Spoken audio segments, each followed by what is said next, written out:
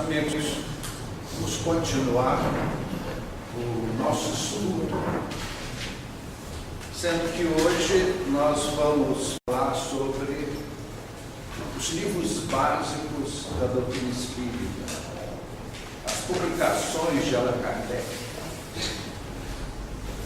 Allan Kardec, ele nasceu na cidade de Lyon, em França, em 1804. Em 1854, Allan Kardec, pela primeira vez, ouviu falar dos chamados fenômenos espíritas e até recebeu a informação com uma certa reserva. No dia 18 de abril de 1857, foi publicado o primeiro livro espírita, que foi o Livro dos Espíritos. 3 anos depois, em que Kardec se interessou pelos fenômenos espíritas. Allan Kardec fundou em Paris a Sociedade de Estudos Espíritas,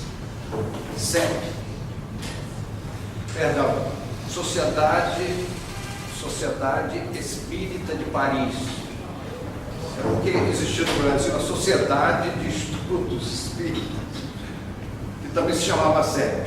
Desculpe e eu fiz parte da SEP, né? A memória me atrapalhou um pouco agora.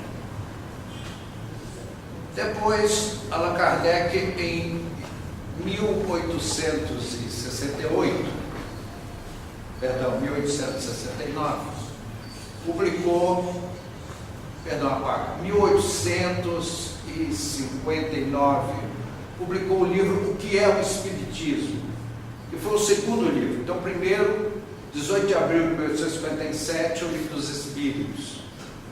Em 1859, O que é o Espiritismo. Em 1861, o Livro dos Médiuns. E aí o Espiritismo crescia muito em França. E em 1862, Allan Kardec resolveu fazer uma viagem pelos núcleos espíritas da França, com destaque por Lyon, onde o Espiritismo tomou um vulto muito grande, né? Com milhares de adeptos. Ao retornar dessa viagem, Allan Kardec, em 1862, publicou Viagem Espírita.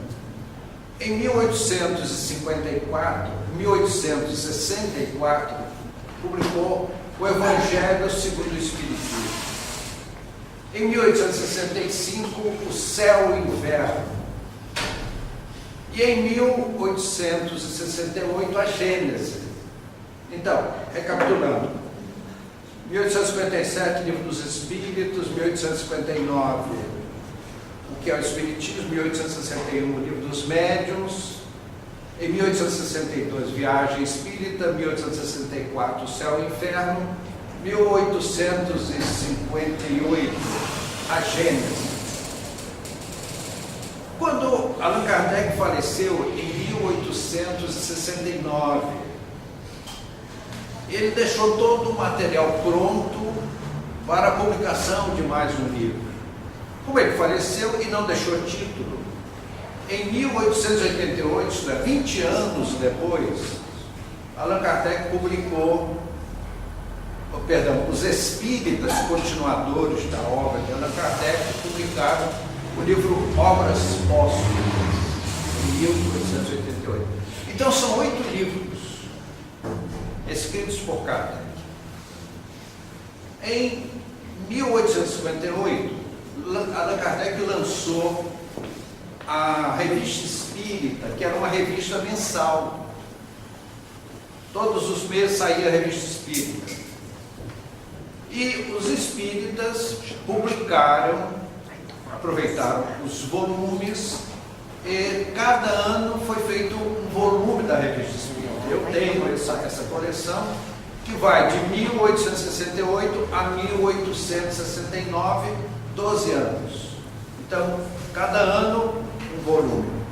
Então, nós temos aí 20 volumes que compõem a obra escrita de Allan Kardec. 8 livros e 12 anos da revista. Então nós pensamos o seguinte: a pessoa que quer conhecer o Espiritismo, quer conhecer a doutrina que professa, o correto seria não só ler, como estudar esses 20 volumes. Mas nós entendemos que é um trabalho de folha. Mas cada um sabe os seus limites. Então vejam, amigos, aqui e ali a gente ouve perguntas, comentários, principalmente dos opositores da doutrina, que se essas pessoas lessem as obras básicas de Kardec, não teriam essas dúvidas. O companheiro que às vezes tem certas vacilações com a doutrina, e a gente entende, isso geralmente influência negativa, de espíritos perturbadores, é falta de conhecimento da base da doutrina. Não teria dúvida. Ali estão todas as perguntas e respostas. Vejam, Kardec era um pedagogo, ele era um educador, ele fundou uma instituição escolar, da qual foi proprietário e mestre. Então era uma pessoa metódica, estudiosa. Veja, o Livro dos Espíritos, ele tem 1019 perguntas e 1019 respostas para 1019 problemas humanos. Então ali nós temos resposta para praticamente tudo. Então, a doutrina não nos deixa sem informações perfeitas, completas, bem elaboradas. Eu gostaria de, só tirando esses pequenos focos do que a gente vê por aí, as perguntas que ouvimos, né? Por exemplo, às vezes a gente ouve uma pessoa assim: o Espiritismo é assim, assim, assim. Na verdade, a pessoa não está falando do Espiritismo, está falando do movimento espírita. E aponta certas falhas que existem no movimento espírita. Por exemplo, eu fiz uma série de palestras numa instituição espírita, em que eu chegava lá, eu sabia onde deveria falar, tinha uma mesa, ninguém na mesa, e algumas pessoas presentes. Nem um diretor, nem um dirigente, nada. Então eu chegava ali, sabia onde era, já fazia a palestra e ia embora. Também ninguém vinha dizer tchau, boa noite, até amanhã, até a próxima. Aí alguém diz assim: o Espiritismo é assim. Não, não é o Espiritismo, é o movimento espírita. A doutrina é sublime. Ela veio do alto para os homens. Está contida basicamente no Livro dos Espíritos. O que nós vemos é o movimento espírita, e este é o trabalho dos homens. E como os homens são muito imperfeitos, a começar por mim, o movimento espírita tem as suas imperfeições. Então nós precisamos separar o que é a doutrina espírita do que é o movimento espírita. A doutrina é celeste, o movimento é humano. Há de ter as falhas humanas que nós vemos em todos os centros espíritas. Dessa série de comentários que estamos fazendo aqui na casa, nós vamos ter um comentário sobre o centro espírita. Por quê o centro espírita? Vamos falar sobre isso, que é um tema dos mais importantes. Então, amigos, a doutrina espírita, alguém inteligente, muito oportunamente, simbolizou o Espiritismo como um triângulo equilátero. Triângulo equilátero é um triângulo que tem 3 lados iguais. O nome está dizendo, né? Equilátero, lados iguais. Tá? Ou pelo menos era assim, né? Não sei, as coisas estão tão modernas, tá? Sei lá, problema de inflação pode ser diminuído o triângulo, tá?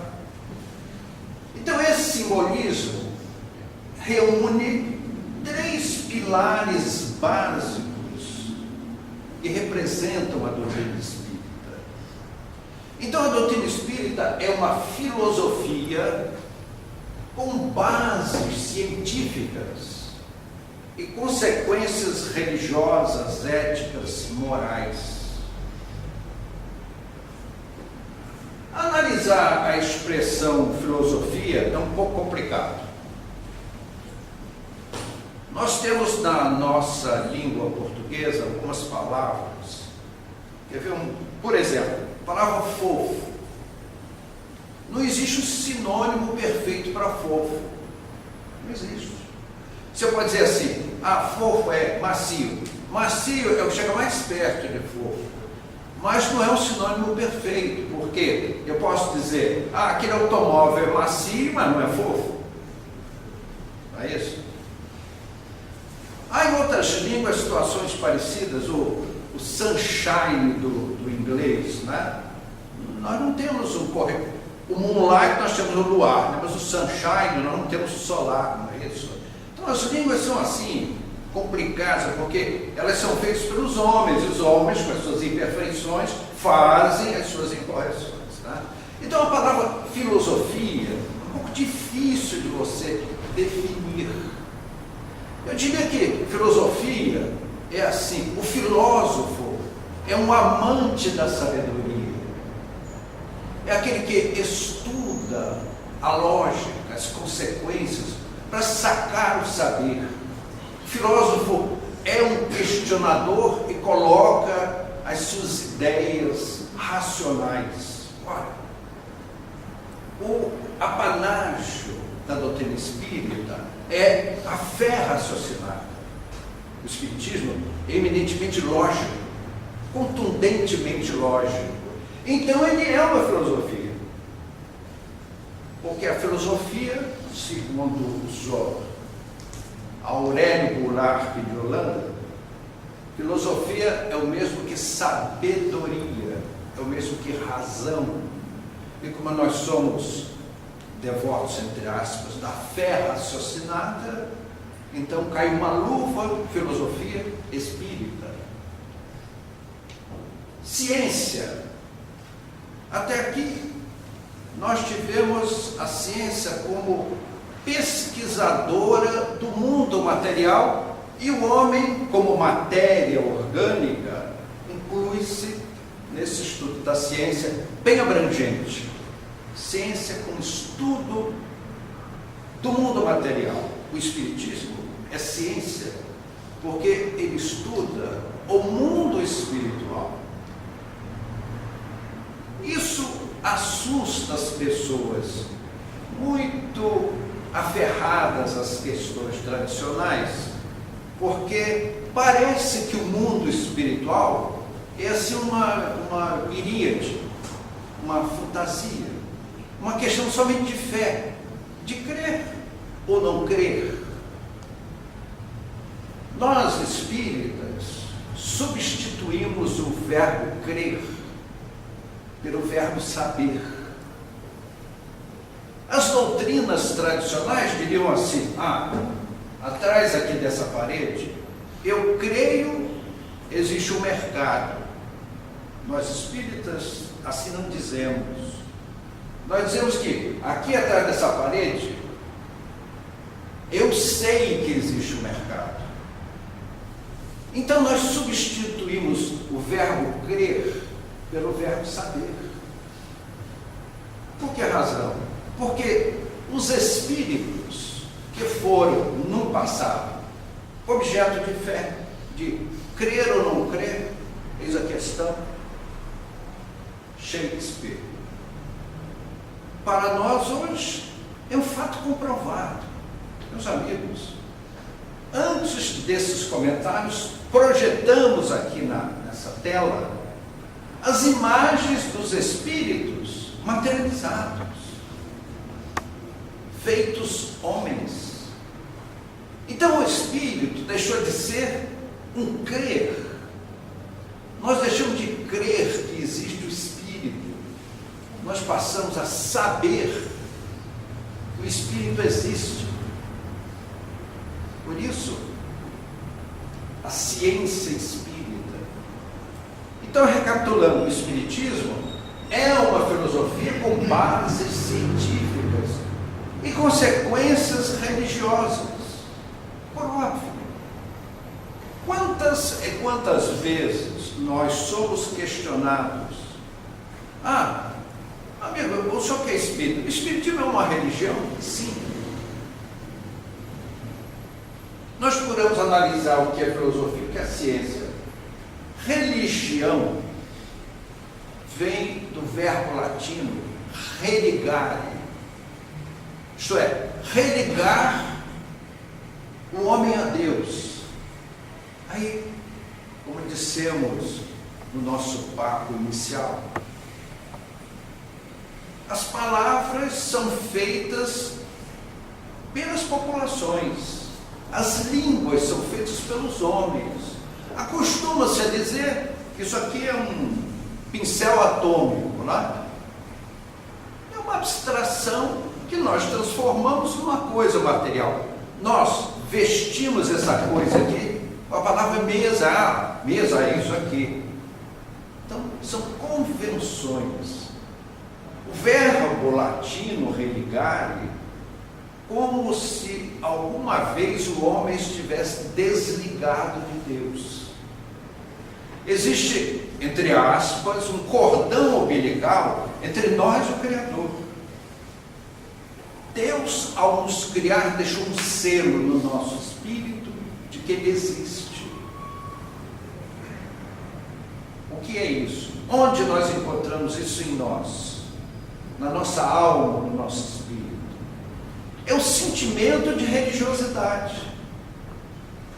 Você retroage às eras remotas, e já os homens adoravam a lua, adoravam as árvores, os rios, os mares, o sol.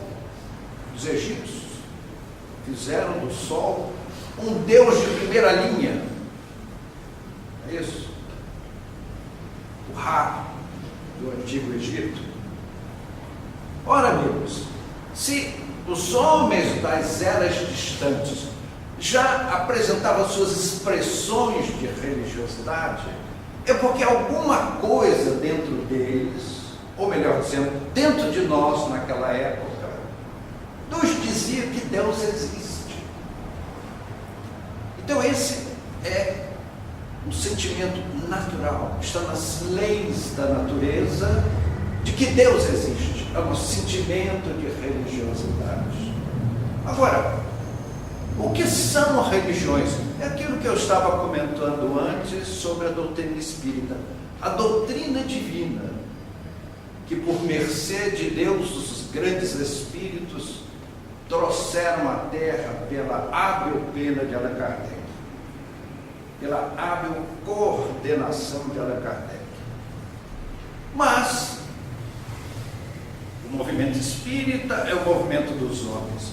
Então, sentimento de religiosidade é um princípio divino que paira no nosso espírito. Religião ou religiões, são esforços louváveis esforços humanos para ajudar na busca de Deus. Isso é religião. É uma organização humana que busca ajudar o cidadão humano na busca de Deus. Meus amigos, nada mais do que a doutrina espírita. Eu colocaria a doutrina espírita como vanguarda das religiões, porque ela abandonou aquelas ideias antigas, muito respeitáveis, longe de nós qualquer intenção de crítica ao que pensaram os nossos avós, os nossos ancestrais sobre a religião. Mas eram concepções humanas. Então pintavam, olha, existe um sujeito assim, que ele tem chifre, que ele tem rabo, e ele anda assim com um negócio com 3 pontas assim atrás das pessoas. E aí você ou crê ou descrê. E o que aconteceu? Hoje tornou-se um conceito de que os homens cultos, cientistas, são materialistas. É meia verdade. É meia verdade. Conhecemos historicamente muitos e muitos sábios cientistas que passaram a crer em Deus por causa dos fenômenos chamados espíritos. Que o espiritismo abandonou aquela criatividade mística. O que é misticismo? É aquela fé sem lógica. Então, se tu desenha um boneco, a minha esposa estava comentando de que viu num determinado lugar um Deus cultuado por certas pessoas, que é um homem com cabeça de elefante. Puxa, acho que não encaixa direito, né? Como encaixar uma cabeça de elefante num corpo humano? Complicado, né? Muito complicado, porque um elefante tem uma cabeça enorme, né? E como o nosso coração iria enviar oxigênio pela corrente sanguínea em 8 segundos, como fazemos nós? A cada 8 segundos, uma molécula de oxigênio saiu do meu coração, chegou ao meu cérebro, e 8 segundos voltou. Como eu faria isso com um elefante? Então, é crer por crer. Nós espíritas não queremos mais crer, nós queremos saber. Porque os espíritos se materializam. Eu assisti durante horas, já tinha visto em outras oportunidades, aquela famosa médium aqui de São Paulo, que é uma senhora extremamente simples, de pouquíssimas letras. Ela, em cada frase, atropela a gramática meia dúzia de vezes, mas pinta com as 2 mãos simultaneamente, pinta com os pés. Vocês já pensaram nisso? Pintar com os pés e assinar Rembrandt. Pintar com as 2 mãos, Toulouse-Lautrec, Renoir, ao mesmo tempo. Como Chico Xavier fazia, escrever com as 2 mãos. São provas inquestionáveis da sobrevivência da alma. Então, o espiritismo é religião com profundidade, porque não chama o indivíduo a crer, chama a tomar conhecimento da imortalidade da alma, que é do nosso mais completo interesse. Então, isto é religião. A doutrina espírita, ela não é uma religião, ela é a religião, porque ela nos foi trazida pelos próprios espíritos, através dos médiuns. Na Sociedade Espírita de Paris, mais uma vez peço desculpas por ter falado da CEP, que era uma sociedade na cidade de Niterói, no Rio de Janeiro. Eu sou natural do Rio de Janeiro e da qual eu fiz parte. Na CEP, Allan Kardec trabalhava com 4 meninas, que iam de 12 a 14 anos. Júlia e Carolina Baudin eram 2 meninas. Hermance de Faux era a 3ª, a 4ª, eu não lembro o nome. Esvaiu-se da minha memória. Mas eram 4 menininhas de 12 a 14 anos, que eram os médiuns que na Sociedade Espírita de Paris respondiam às questões colocadas pelo professor Rivel. Allan Kardec chamava-se professor Rivel. Então aquelas meninas nos deram para 1019 perguntas. Eu sou um pouquinho, aliás, todos aqui, né? Entre 12 e 14 anos, somos todos aqui pouquinho mais velhinhos do que 12 ou 14 anos. E nós não responderíamos com toda aquela sabedoria, aquelas 1019 perguntas, não obstante toda a nossa bagagem, a nossa cultura espírita. Não é verdade? Tem uma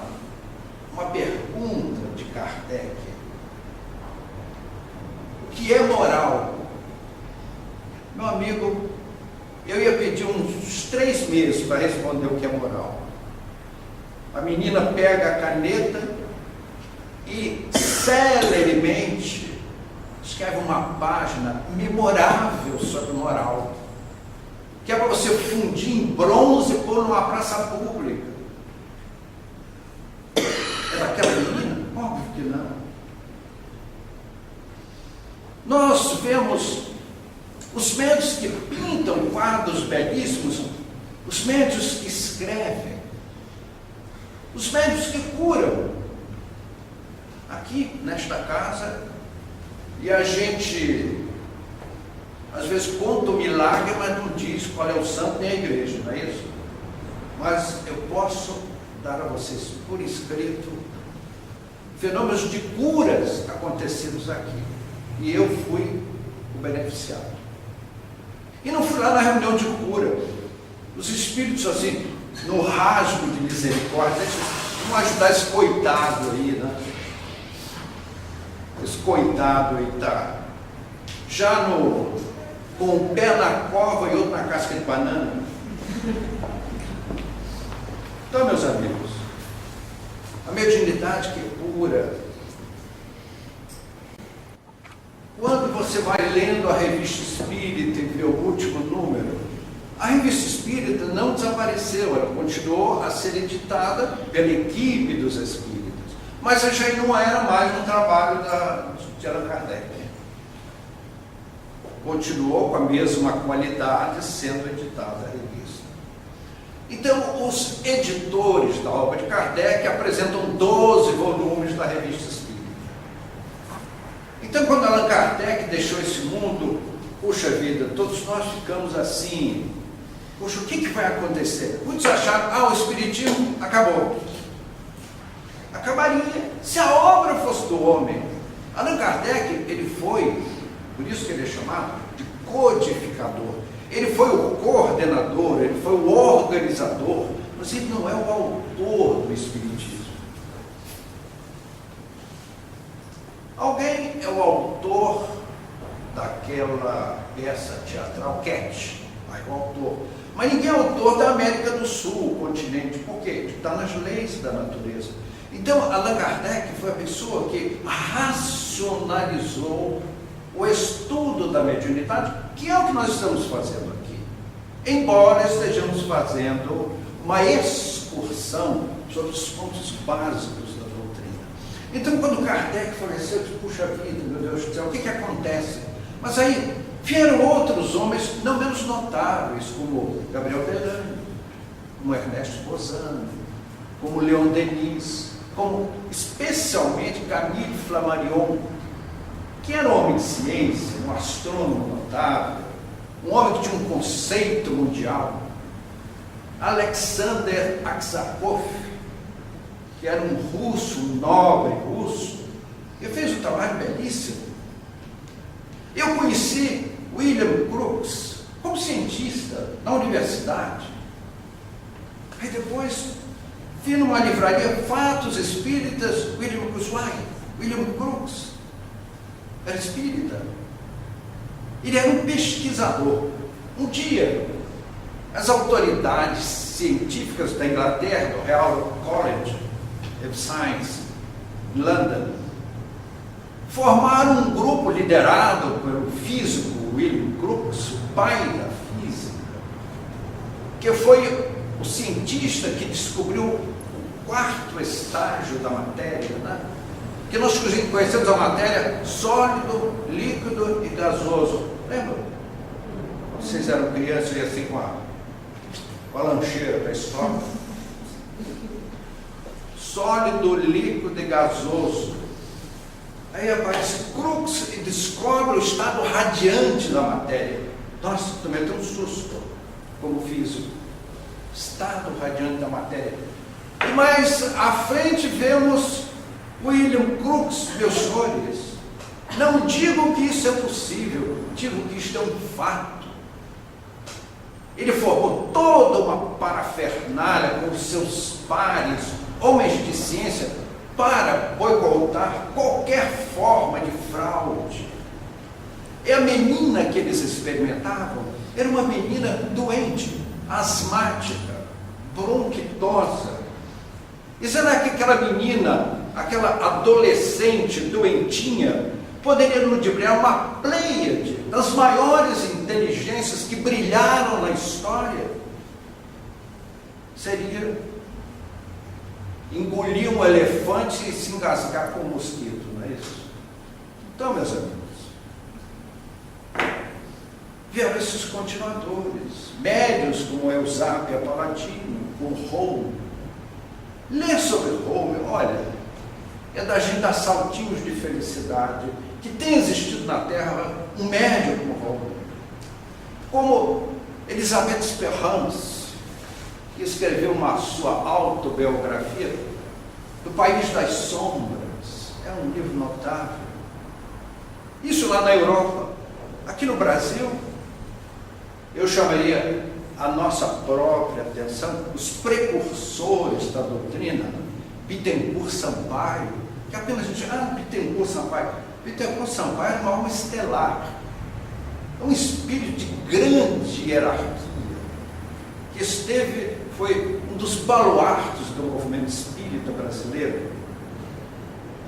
Bezerra de Menezes, Rosa Saião.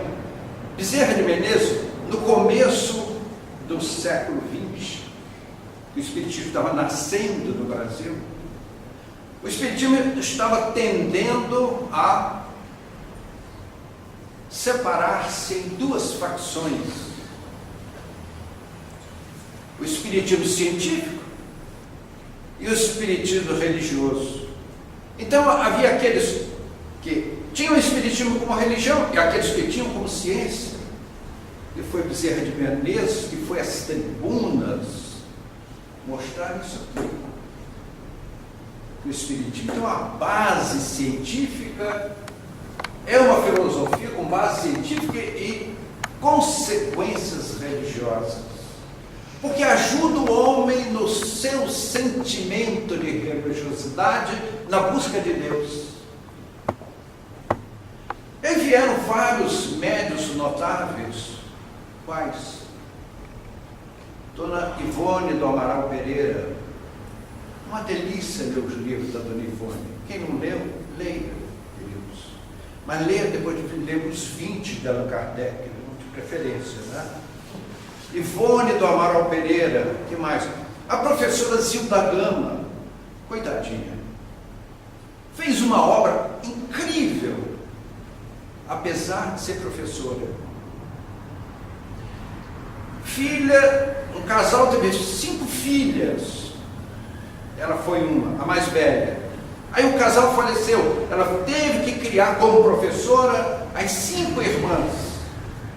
Uma delas casou-se, teve 5 filhos, e o marido faleceu e ela faleceu depois.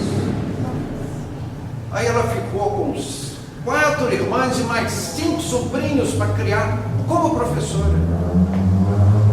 Mas veio Victor Hugo, ou Victor Hugo, como dizem os franceses, pela sua pena magistral, escreveu livros, romances assim, que nada deixam a desejar, aqueles romances históricos escritos por Victor Hugo à época da Bastilha,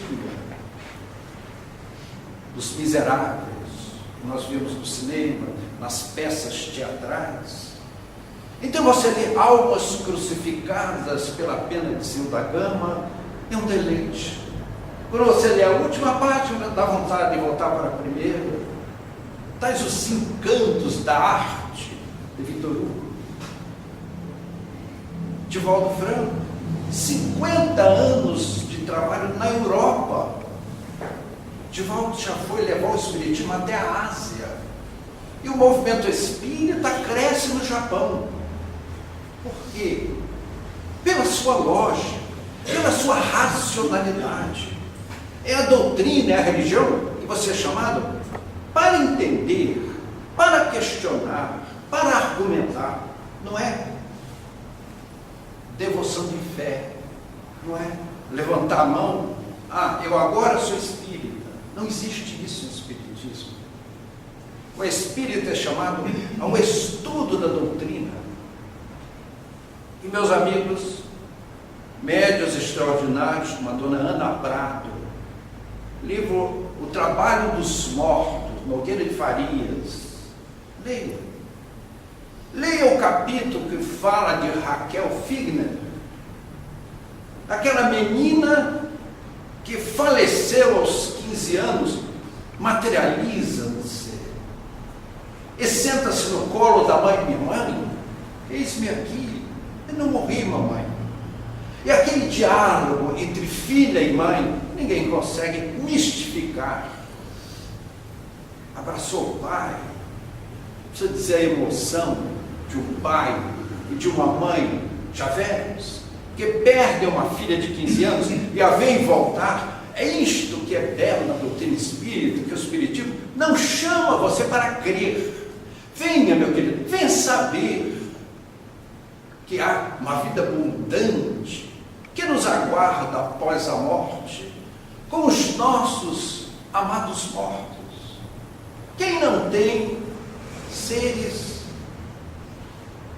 que lhe deixou no carreiro da vida, na jornada terrestre, é que nos apunhala de saudades, na forma de filho, cônjuge, pais, irmãos, amigos, pessoas notáveis que tanto admiramos. A possibilidade absolutamente certa de revê-los no pórtico do sepulcro é uma consoladoríssima expressão de espiritualidade. Chico Xavier, para encerrar os nossos comentários, eu hoje quase trouxe para vocês dele um livro que eu ganhei do Chico com uma dedicatória. Olha, eu peguei esse livro, li a dedicatória e quase chorei. 456 livros.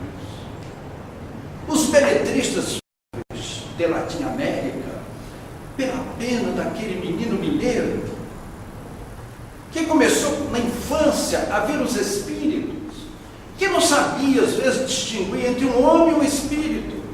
E ele perguntava: João Moura, está vendo aquele velhinho ali? Eu falei: não, Chico. Ah, tá bom, então é um espírito.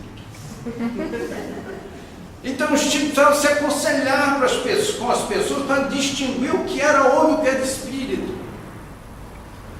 Isso é bom ou é mal, meus amigos? Essa é uma doce consolação.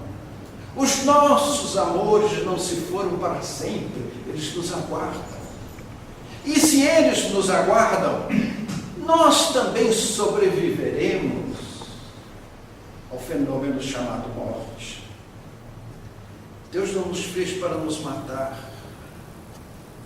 Jesus em nenhum momento planejou nos assar nas furnas infernais para a eternidade. Jesus dizia ao apóstolo: perdoar, não 7 vezes, mas 70 vezes 7, significa perdão infinito. Se nós devemos perdoar infinitamente, então Deus está pobre. É um banco falido que não pode nos dar novas oportunidades para resgatarmos os nossos erros, desenvolvermos a nossa inteligência, melhorarmos os nossos corações para uma vida feliz em páramos cósmicos que nos aguardam na eternidade. Meus amigos, falar da doutrina espírita, pararemos à noite, mas o relógio não para. Jesus nos guarde em sua